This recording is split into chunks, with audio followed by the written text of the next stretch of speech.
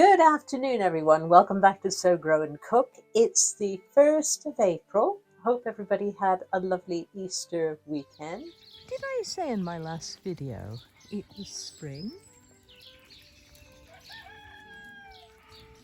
Today I'm in the greenhouse sowing some more seeds for the new spring season. Different varieties of peas. I've got some sugar snaps and I've got some tall shelling peas, and I've got some quick growing short shelling peas, which I'm going to start off in module trays and then put in the polytunnel. I've got some that I planted earlier, but I want more. Hopefully I'll grow enough to shell and put in the freezer. That's the plan anyway. This one here, this is a pea called Spring. I've not grown it before, but apparently it only grows about 60 centimeters tall, which is roughly 2 feet high. And I've got some self-saved Hearst green shaft, which I believe are taller, but not the tallest ones you can get, right? So that's a mid-range. And then I have got some Llanover peas, which came from the Welsh Seed Hub, and these are heritage variety, and these grow quite tall, so 1.5 meters, so we're talking 5-6 feet and up. Okay, so I'm going to have to put some suitable netting or support for them. I also am growing some sugar snap peas called Nairobi. Okay, I love sugar snap peas. I like munch too, which are I think those are the snow peas that you call them in North America and elsewhere. The sugar snap peas are smaller and plumper and tend to have a little bit more of the pea developed inside. I really, really enjoy those. So I'm going to try those instead. So I'll get my trays filled with soil and we'll get started planting. Okay, I've filled up some module trays that I recycle every year. This one's got 3, 6, 9, 12 modules in it. So I'm doing 24 of the tall peas, the Llanover peas. I'm going to put a little label here. Llanover. And these are tall. And today is the 1st of April. April Fool's Day. But there's no joke, I am planting these. Okay. Now, what I tend to do is you can soak peas before planting. It's always advisable not to soak beans though, because apparently they can rot, or they have more of a tendency to rot than peas do. Gosh, these are rather big pea seeds.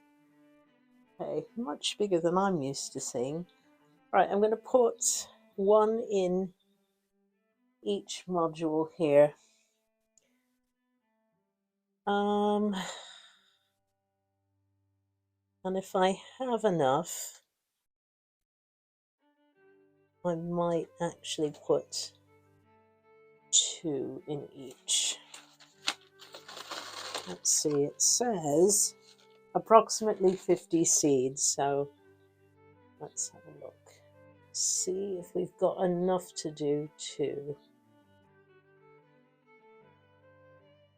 I'll do some of them.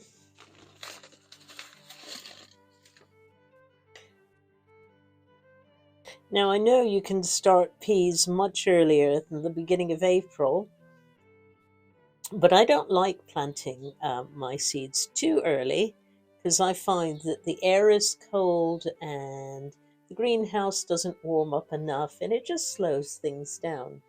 And I don't like taking over the entire house with trays of soggy seeds and things on the window ledges. I mean, I will have some, obviously, but I like to wait just a little bit longer, and then it makes sense to just keep them in the greenhouse and they don't get in anyone's way. There we are. So most have got two. In fact, all have got two, apart from a couple of them which have three. So I'll plant these, just push them in with my finger, and then I'm going to give them a really good soaking. I've got my label with the name and today's date so that I know how long it takes for them to germinate. Some of this soil, press them in. It's as simple as that. And I will keep them out in the greenhouse. And if it's chilly, I may just cover them at night just to kind of help retain the heat and warmth of the soil or the compost, just to help speed things up. But I think we get enough warmth now in the greenhouse for me to not have to do that. And peas are pretty cold tolerant. Okay. Now I know pea seeds are quite susceptible to rodent attack. Mice love to dig them out and eat them.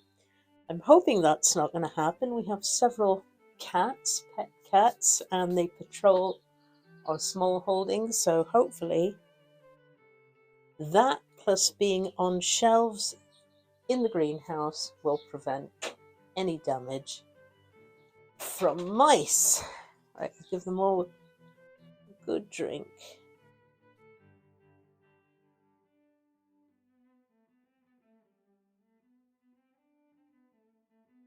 And they'll go up on the shelves now. I like to give them a really good drink, and then I don't have to keep watering them every single day. Best not to overwater though, because they do risk rotting then. So just an initial soaking and then let them get on with it.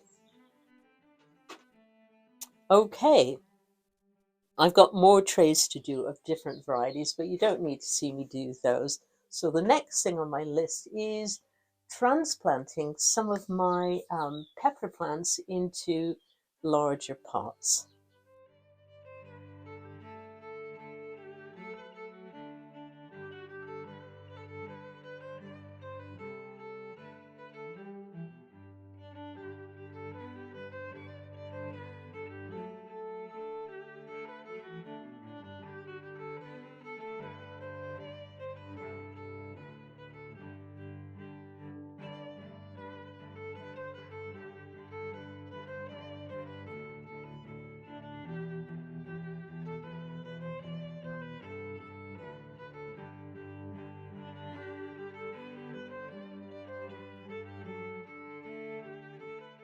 Who's sitting right below where I'm working, and she's getting coated in compost.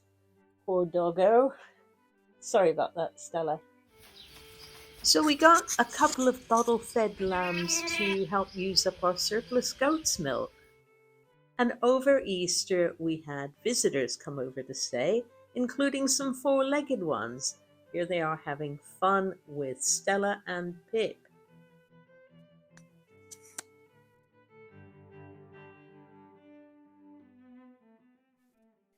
And in the warmth of the polytunnel, we're starting to harvest some lovely asparagus, but our bok choy and other oriental greens are going to seed now.